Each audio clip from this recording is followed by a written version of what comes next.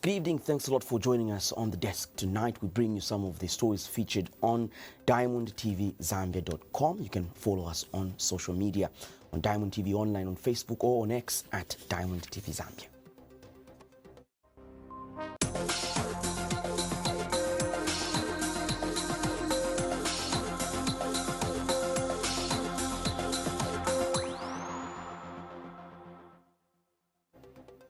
Over 60 farmers have been swindled of 73 million kwacha in soya beans deal as police arrest 2 suspects. Chipangali Inferno claims lives of mother and 2 children as father battles for survival. And President Ichilema warns newly appointed envoys and senior officials to deliver tangible results.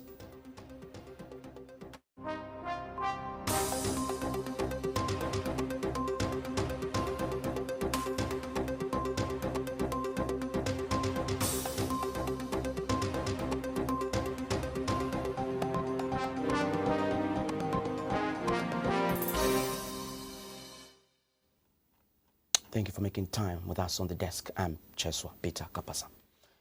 Now, an Indian national identified as Suleiman Dasu and a Zambian identified as Aaron Chomba Singwa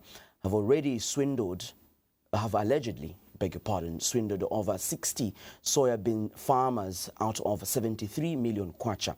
Now, the duo are said to have acted as middlemen in the supply of soybeans to Alliance Generals Limited.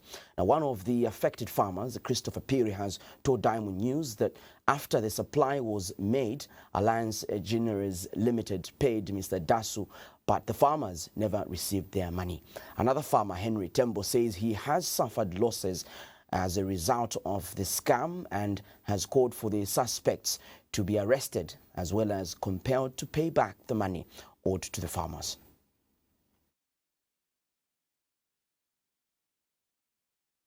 Seeking justice are farmers from different parts of the country who have allegedly been swindled out of over 72 million kwacha through the sale of their soybeans.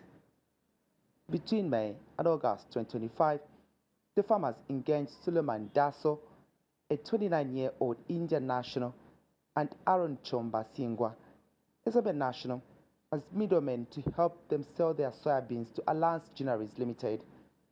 The farmers say they were attracted by the suspect's promise to secure a price of 14 kwacha 15 ngwe per kilogram, compared to the 11 kwacha that was being offered by other companies. However, after collecting the soybeans, the suspects sold them, received the money, but never paid the farmers. Christopher Piri, one of the affected farmers, has narrated what transpired. In July, in my case, I offloaded the truck on the 24th of July, 2025. I was told the payment would be done in 2 weeks' time, but to no avail. So that one, we were astonished to say Aaron has gotten the money. Suleiman is saying Aaron got the money, but Aaron also is refusing to say I didn't get the whole payment of the money. Now, an appeal for us is we want this Indian nation, since he's the one who was delivering there. Once we go there, that company says, I don't know you. We don't know you, in short. So they know Suleiman, and Suleiman says he knows Aaron. So we are stranded. We don't know where to go. The relevant authorities who are seeing this, please, we are asking them to come to our rescue. The rains are really around the corner and the inputs need to be bought, but there is no money at our disposal. Tapanga na utazamba kulipira yambira pa Tuesday mu August, one of the weeks mu August, pa Tuesday. Tipeza uta atilipira proof of payment ya boza yamene kunali bendrama. That shows us that everything which was happening there was just lies and lies. So pamene ife tifunisisa kuti boma ititandize. For Eden Simusika, he wants the matter to be thoroughly investigated so that the farmers can recover the fruits of their hard work. We are appealing for help that these people who are swindled the farmers should pay us the money or give us the soya beans we supplied so that we can recover our money. The Zimmer Police Public Relations Officer Ray Hamonga has confirmed that the matter is under investigation, with the 2 suspects already arrested. At this stage, no recovery has been made. Police investigations are underway to trace the missing funds and secure justice for the victims. For now, the suspects have been released on police bond, awaiting a court appearance. Jaras John, Damo News. A devastating fire has claimed the lives of a young mother and her 2 children in Chipangali district, leaving the father as the sole survivor, now battling for his life at Chipata Central Hospital. The inferno broke out around 22:40 hours on Sunday, 20th September 2024, at the family's home. Neighbors reported hearing a sudden explosion before flames quickly engulfed the house. Diamond News visited the funeral house and scene of the tragedy, capturing the grief and shock that has gripped the community. This house in Giveaway Trading Area, Chipangali District, Eastern Zambia, is a place of tragic loss. Inside, 27-year-old Alines Nyurenda and her 2 young children, 5-year-old George and 1-year-old Cecilia, were trapped. They were found dead in the living room. At around 22:40 hours, a loud bang worried neighbors. By the time they woke up and rushed to help quench the fire, it was too late. Hata mkefrida kulingozi kwatu zona dine nachoka mnyumba ninathamanga bwera kuna kuti manzi fika pano tepeza doba segula. Around 22 hours, we just heard a loud bang. When we woke up to come and see and help, we just saw fire. The children and mother were already burned. She says, Gudubu basi so ine natuluka myumba paja nochita bwanji nutuluka pa bwalo nuthamanga nufika nasafika hapo. We rushed to call other neighbors so that we can help quench fire, but by the time they were already dead. She says, the children's father, 42-year-old James Ngondo, was put with serious burns. He remains hospitalized at Chipata Central Hospital in a critical condition. At the family home, there is utter devastation among relatives and traditional leaders.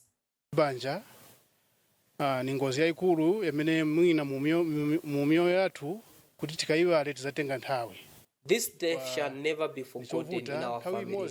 Losing 3 lives at once, it is so painful, he says. Ichi chinthu nicholilisa ndipo ni imfa amene misozi ikanga mopukutira. As a family and a headman of this village, this is so disheartening to see young lives lost like this. We don't even know what we can do, he says. This reporter's visit to the house discovered containers of petrol. Eyewitnesses acknowledged Mr. Ngondo used to sell fuel. Police investigations also point to a possible petrol fire. However, close family members say the couple used to fight frequently. A close look at the scene discovered knives and waste beads in the sitting room, leading some to suspect a domestic altercation may have occurred. Eastern Province Police Commanding Officer Robertson Mwemba has confirmed that an inquiry file is open and investigations are underway. Friend selling fuel, especially putting fuel or storing fuel in the houses. There we are now. This could be a confirmation to say really it's because of the fuel that the petrol that he was selling in that house. How do I justify? Because the containers are there. My officers found some containers of petrol in that house. It's really a wake-up call to others, those who are into dealing of fuel. It's quite dangerous. Petrol is not like water or paraffin. It's a highly inflammable, so let us refrain. Samuel Sylvester Kwawe, Diamond News, Eastern Zambia. Residents of Bauleni compound in Lusaka have expressed concern over escalating crime following the discovery of the body of 42-year-old welder Nixon Mumba. Mr. Mumba's body was found on Sunday, the 21st of September 2025, in the Bombay drainage of Bauleni with a deep cut at the back of the head, suspected to have been caused by a blunt object. Police Public Relations Officer Reha Monga has told Diamond News that the body has been taken to the University Teaching Hospital mortuary for post-mortem, and investigations into this suspected murder have been launched. His slippers still floating in the drainage where his body was found, Nixon Mumba, a 42-year-old of Bauleni, met his fate on 21st September 2025 in the place he grew up and called home as he was coming from watching soccer.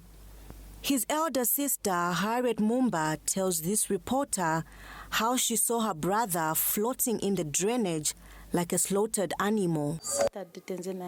Then sinamuonesha be usiku, so pa Sunday ndipo knocking na ku gate na kunoza ati mfana wanu agwa, so ninanyamuka naenda na ndompeza ku drainage kujanishwa mchosa mu drainage mujanshinwa kufa. So pa mne nafika namuvuno nkula then namulanga na kumbuyo kunapeza nishana kati pambuyo ichosa na blood. So chamene ningapempe komandini pano pamene lili ndinolila ndinechoni baba maningi chifukwa imfa imene feramu sana fe imfa ya bwino sembenzi na mlando sembe kubwera kunoza ine so nipempa mwandini wayanganirepo kulangana majanki wamene bamenya manzawo bamene bapaya manzawo ndawa zabasiriza kupaya abantu bamene balibe na mlando uli wonse. His auntie laments that Bauleni, once a peaceful community, has now become a crime hotspot and is no longer a safe place.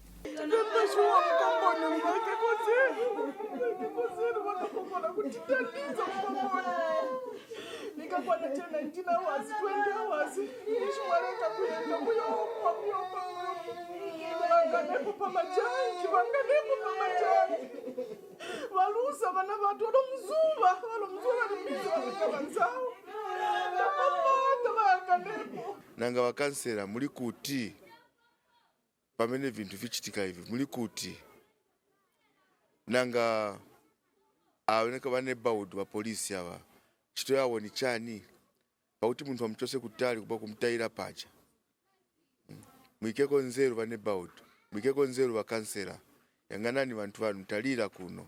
Meanwhile, Police Public Relations Officer Reha Monga has assured the public that no stone will be left unturned to catch the killers. The Zambia Police Service strongly condemns such acts of violence and wishes to assure the general public that no stone will be left unturned in bringing the perpetrators of this heinous crime to justice. Edna Tembo, Diamond News. President Hakainde Hichilema has urged Zambia's newly sworn-in high commissioners, ambassadors and senior government officials to take their responsibilities seriously, reminding them that they were chosen out of more than 20 million citizens and must therefore deliver results. Speaking during the swearing-in ceremony in Lusaka Monday, the head of state has warned that government is fully aware of which envoys are performing and which are detached from their duties, and cautioning the new appointees against falling into patterns of non-performance. Those sworn in include Albert Muchanga, ambassador to the Republic of Ethiopia, Professor Nkombo Muka, ambassador to the United Arab Emirates, Grace Mutembo, High Commissioner to South Africa. Others are Abdon Mawere, ambassador to the Russian Federation, while Eugene Monga as director policy implementation and monitoring at Cabinet, as well as Muyambango Nkwemu as a public policy specialist at Cabinet. Moscow, are you not privileged? In a country of more than 20 million people, only a few are entrusted with the duty to carry Zambia's flag across borders. But with that privilege comes great responsibility. At the swearing-in ceremony of newly appointed high commissioners, ambassadors, and senior government officials, President Hakainde Hichilema reminded the diplomats that the task ahead is not ceremonial, nor is it a holiday. It is a mandate to deliver. High Commissioner, Ambassador, you're supposed to bring investments home. You're supposed to better our relationship with those countries and attract investment home. That includes attracting tourists to come to Zambia. You're not on holiday. There's an assumption built over years that when you go in the foreign nation, you are going for a holiday. No, you're on duty, colleagues. 4 years down the road, some ambassadors have not brought a single investment delegation back home. But they've been there 4 years. Some have been there 6, 7 years. When we came into office, we found them. The president equally has a word for those back home. Our colleagues in Cabinet Office, you know what you're supposed to do? Cabinet Office is the engine of delivery. Do your work. At your level, work is not 8 hours to 17 hours, no. I work myself when I'm traveling, I work a lot. These small pieces you see, equipment, makes us work all the time. Ask these ministers, I send them things to do at 23 hours. And in response, the newly appointed envoys pledged to serve diligently and bring value to the Zambian people. As High Commissioner will be to ensure that I focus on the 4 elements that the government has indicated to missions abroad in bringing investment in our country. Zambia in Dubai, in the Dubai mission, and Zambia now in the Abu Dhabi mission has the staff, locally engaged staff, as well as diplomats, to get this job done, to get investors to come into the country, because we want our economy to expand. When I go back, I've got a network of colleagues in the Ethiopian government, in the African Union, in the other United Nations Economic Commission for Africa. And I've also institutional memory, since I worked there before. So when I go there, I'll hit the ground running. President Hakainde Hichilema is clear. Zambia's diplomats are not tourists abroad, but custodians of the nation's future on the global stage.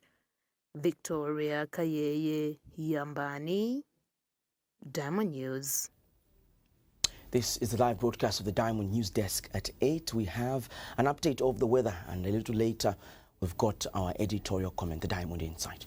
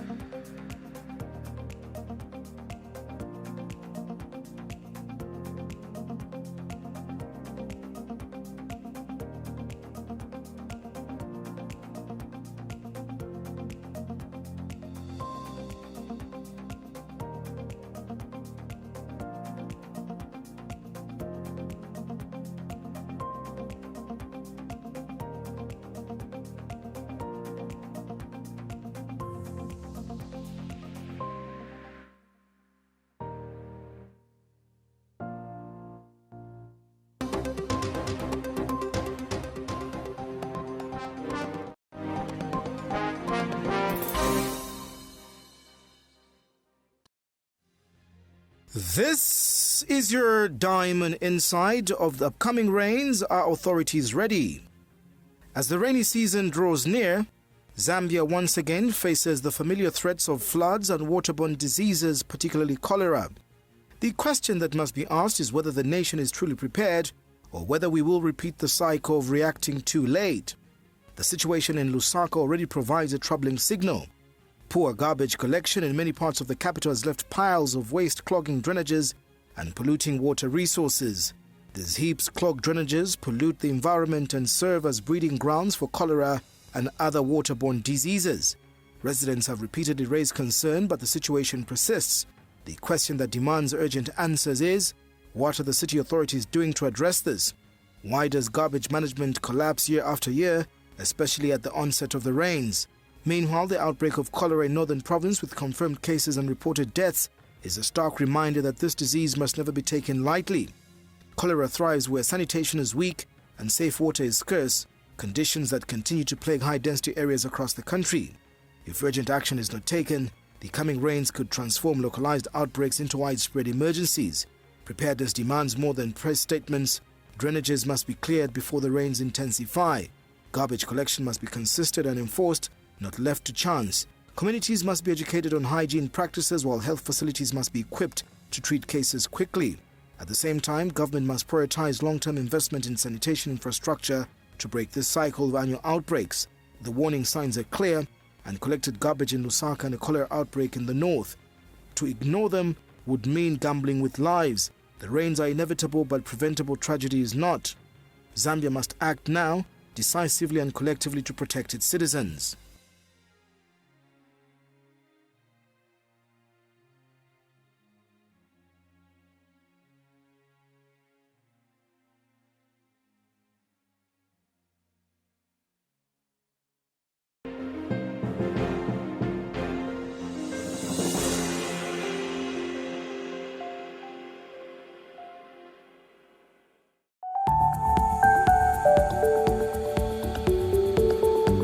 Business News is brought to you by Zambia Industrial Commercial Bank. Zambia Industrial Commercial Bank, making tomorrow possible.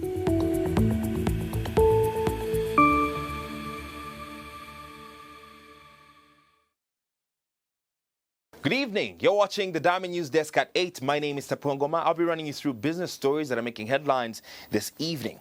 Our first story that we'll be taking a look at is FQM delegation highlights Zambia's global investment appeal. And later on, stakeholders demand more health spending in the 2026 budget. Do stay tuned for this and much more. So glad you could join us for the Business News Bulletin this evening. Our first story is all the way where FQM, the First Quantum Minerals, has described Zambia as a growing investment destination, attracting strong interest from global capital markets.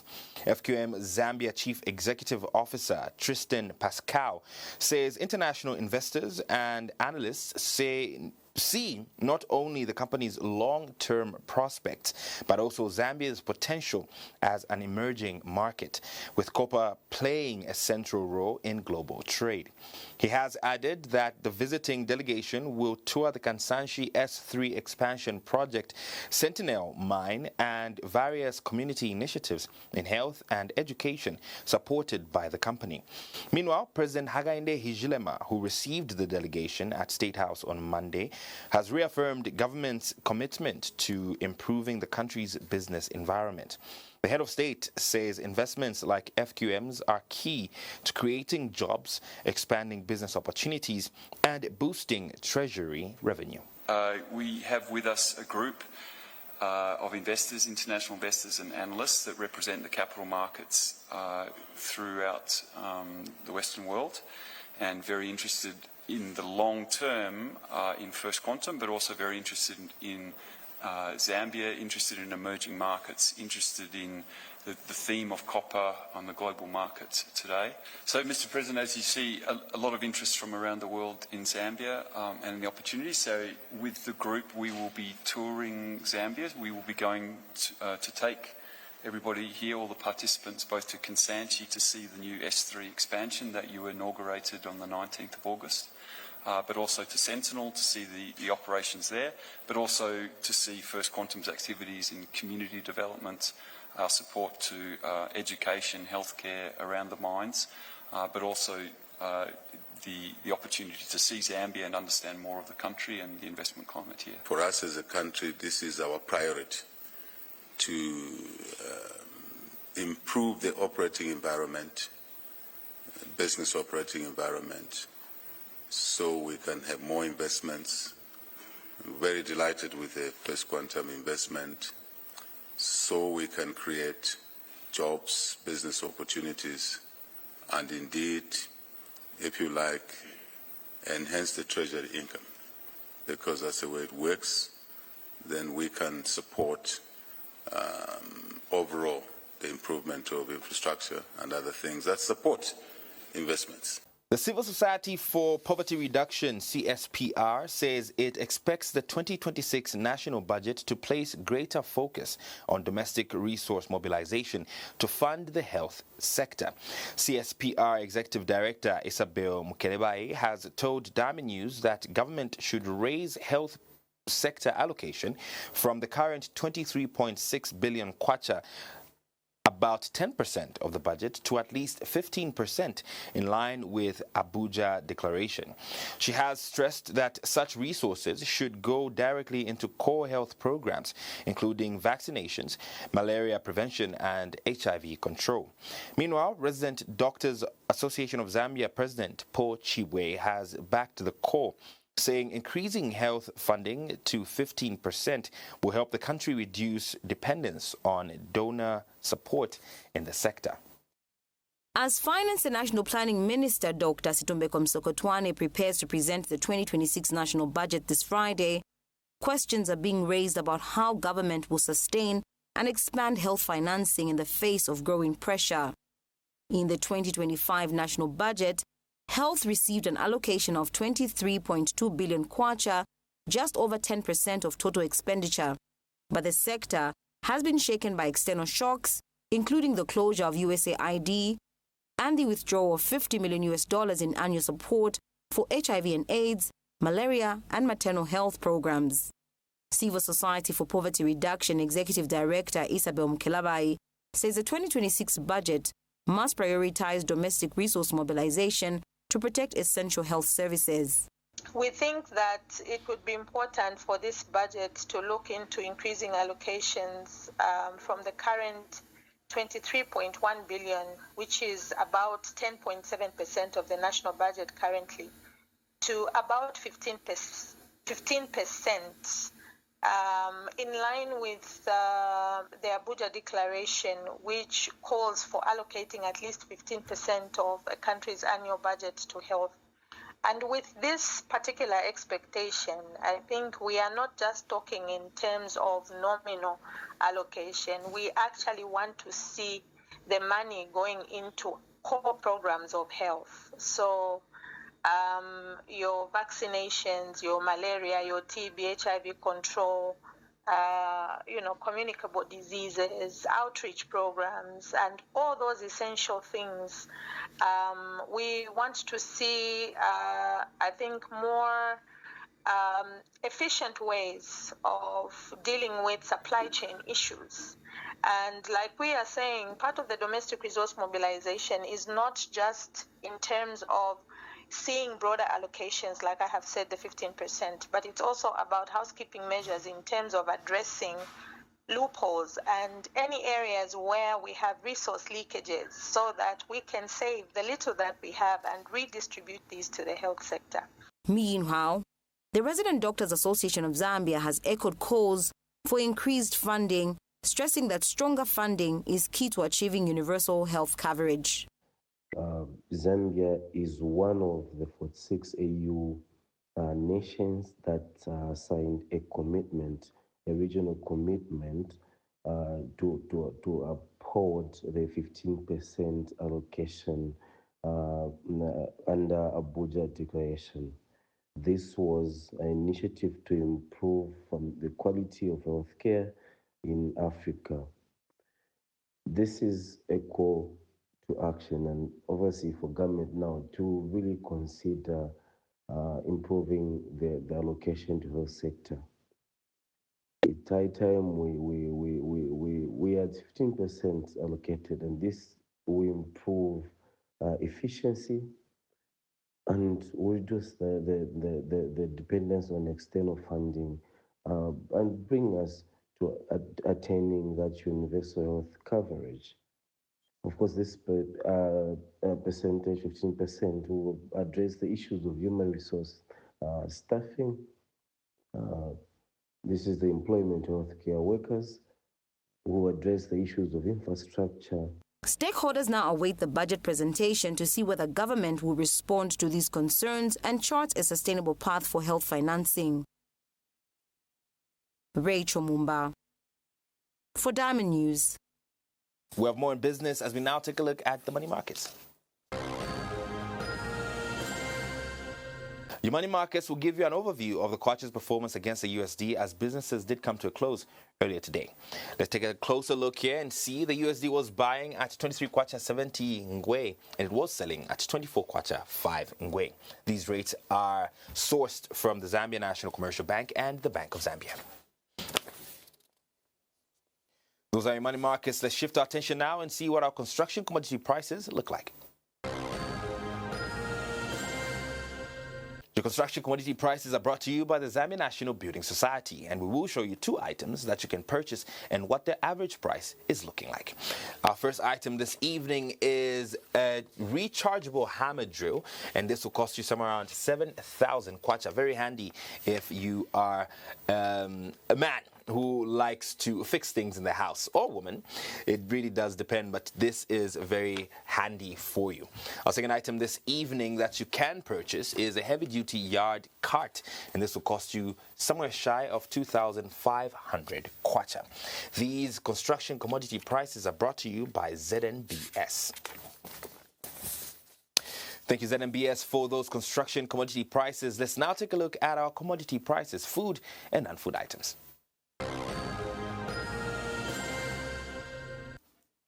Your commodity prices this evening will show you the average price of goods when you go out to shop. Let's start with our food items, and later take a turn into our non-food items. Food items are as follows. A kg of beef is going for 110 kwacha on average.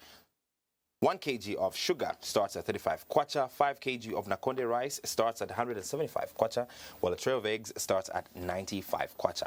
5 liters of cooking oil will cost you nothing more than 300 kwacha, while 25 kg bag of breakfast mini meal is starting at 260 kwacha. Your non-food items look a little something like this. 10 rolls of toilet paper at an average price of 85 kwacha. A bar of multi-purpose soap starts at 35 kwacha. 1.5 kg of washing powder starts at 115, while 3.5 kg of the same commodity starts at 220 kwacha. 750 mils of liquid hand wash will cost you at an average of 45 kwacha. And that concludes our business this evening. Thank you so much for tuning in. You might want to stay where you are because after a few messages, I will be back. And this time around, I'll be giving you your construction news and what's making headlines there. I'll see you soon.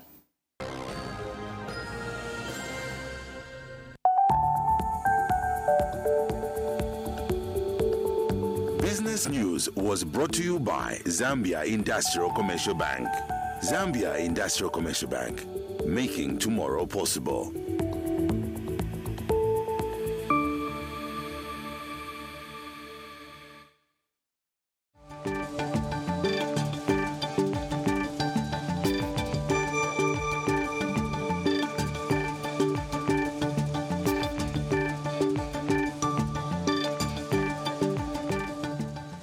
Hello there, it's me again, this time around with your construction news.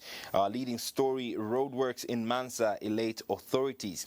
But the details in this particular story are as follows. Well, Wapula Province Minister, Engineer Nathan Msonda, has expressed satisfaction with the ongoing roadworks being undertaken by Mansa Municipal Council on the Kalaba and Matanda roads.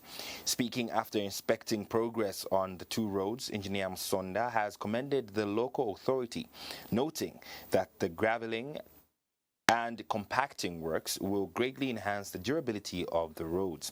And Mansa Municipal Council Director of Engineering Services, Engineer Andrew Mtewa, has disclosed that 68 out of the 139 kilometers of various roads in the district have so far been graded. He adds that 36 kilometers of the Kalaba Road have been graded, with meter drainages formed and spot graveling currently underway. We have more details in this report. Roadworks on the much talked about Kalaba and Matanda roads have commenced in Mansa district under the Constituency Development Fund. The two roads form part of the 68 kilometers currently under rehabilitation out of a total of 139 kilometers earmarked for various projects across the district. On the Kalaba road, 36 kilometers have already been graded, with meter drainages formed and spot graveling underway. Challenge la koja kwa tibale bikafe utuma stream gravel na mani nshi road nshi tampanga road ine. Kwani road gravel road kupanga mwaga gravel yonse. mwashpati after vile mlandile ngababi cafe mwabula makauvet simanisha na next year mlebwela nekuta shafati yoba minister na engineer konsina bo mapusha ife grave abantu bandi hapa mufikiri hapa nishimafunya ko 32 kilometers. Meanwhile, on the Matanda Road, the project has been characterized by a slow pace, partly due to the need for some residents to relocate. We can only ask that they cooperate so that works can move as expected. We are behind time, but we're confident that we're going to move within the shortest possible time to meet our deadline. And I'm confident that the competent team that we have in the engineering department will continue to monitor the works that we are working on. However, once completed, the roads are expected to serve as a major boost for agricultural activities and market access in the area.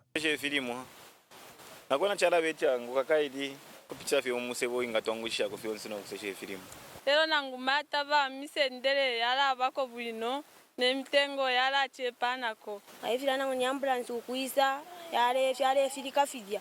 Mlandu ne filingi. Mbe fimusebo wawa ama.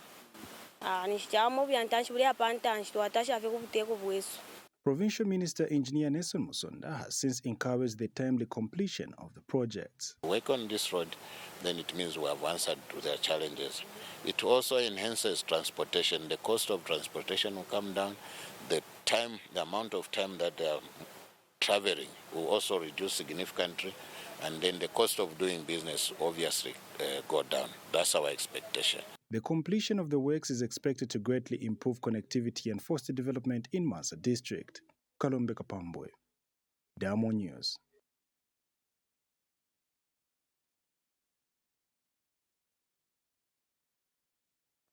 And that concludes our construction news. So glad you could join us this evening on this particular bulletin. We have the rest of the bulletin coming up with more stories that are making headlines. My name is Tapongoma, and as always, it's always a pleasure bringing you these stories. Have a pleasant evening, and God bless.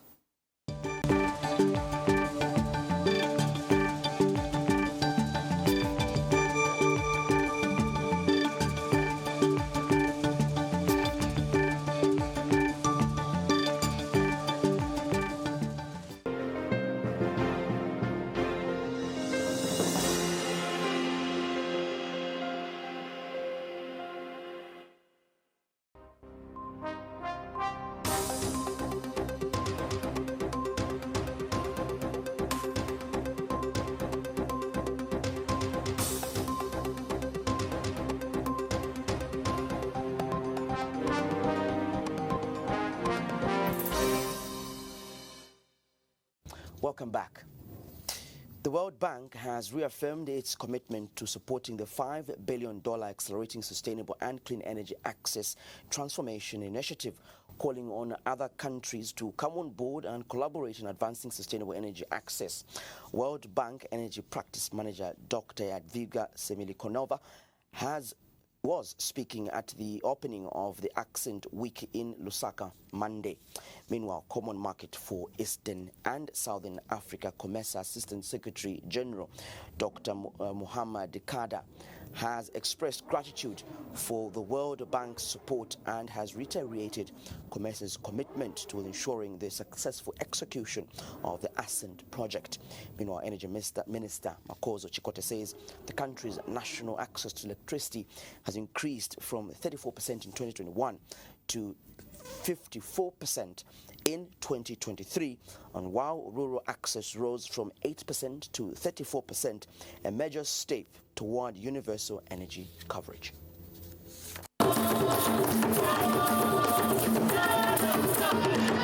The $5 billion United States dollars Accelerating Sustainable and Clean Energy Access Transformation Ascent Week, which aims to accelerate clean and sustainable energy access across the eastern and southern region, has officially been opened in Lusaka. Speaking at the ceremony, COMESA Assistant Secretary General Ambassador Dr. Muhammad Kada says the Ascent Week is more than just an event, but is a commitment to the urgent goal of achieving universal, equitable and sustainable sustainable energy by 2030. Dr. Kadar says the project's potential is not only to drive clean energy adoption, but also to fuel economic growth and enhance climate resilience across member states. Clean energy access is not a luxury anymore. It is a necessity. It powers schools, hospitals, farms, and factories without polluting the air. It fuels innovation, drives entrepreneurship, and strengthens climate resilience. Yet, millions of our citizens across the region still live without it. And World Bank Energy Practice Manager reaffirmed the bank's support to the Ascent project. Means that Ascent goes way beyond the last mile connection. Ascent should continue strengthening institutions, building markets, and investing in people. And that's why we in the World Bank are supporting governments in developing their national energy compact, which essentially are time-bound, realistic strategies that outline how each country is going to achieve their Mission 300 ambitions by 2030. Meanwhile, Minister of Energy Makozo Chikote, in a speech read by Minister of Green Economy and Environment, says the country has made significant progress in increasing access to electricity, with the national electricity access rising from 34% in 2021 to 54% by 2023, while rural area access increased from 8% to 34% during the same period. We have made progress in increasing access to electricity. National electricity access increased from 34% in the year 2021 to 54% by the year 2023, while the rural access increased from 8% to 34% during the same period. Additionally, Energy Director at the Ministry of Energy confirmed that Zambia has officially and fully joined the Ascent community, signaling the country's commitment to regional collaboration in clean energy transformation. The Ministry of Energy is committed to sustainable and clean energy access for all, and we are proud to declare our full commitment to joining the Ascent community.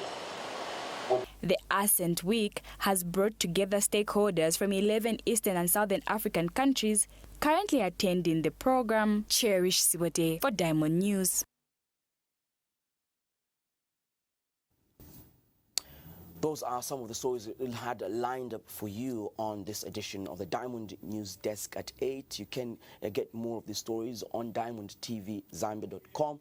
or on our social media platforms. You can follow us on Facebook on Diamond TV Online and on X at Diamond TV Zambia. Coming up at 21:15, we're breaking down the day's big news stories on Diamond Live. Our guest is Park President Anford Banda. My name is Cheswa Peter Kapasa. Good evening.